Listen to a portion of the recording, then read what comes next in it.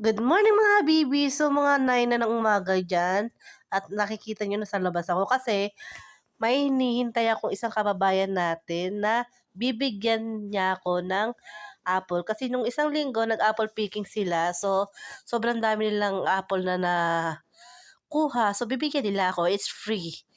So habang wala yung kababayan natin na si Aiza, nandiyan na naman ako nangungulit sa mga squirrel. Ayan, tignan niyo.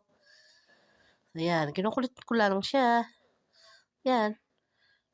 Grabe, ang gaganda ng mga dahon dito, Amis na amis talaga ako. Bakit ba kasi 3 months pa lang ako dito sa Canada kaya lahat aamis ako. So ayan nga, nagkita na kami ni Aiza, ayan nagkita na kami diyan. Akala ang pinagtatawanan namin yung sarili ko lang kasi siya naka-jacket ako hindi. Lumabas ako ng bahay namin na naka-t-shirt lang na akala mo kayang-kaya ko yung lamig. Pero sa totoo lang nanginginig na ako diyan, gusto ko na umuwi. Malapit lang naman yung bahay ni Aiza dito. So, okey lang. Ayan, yan makukuha ko na yung apple niya diyan. Sobrang tamis ng apple niya, promise, ang tamis-tamis. Nakadalawa na nga ako diyan, kahapon. Ayan, yung apple niya, ang sarap. Kaya thank you, Aiza.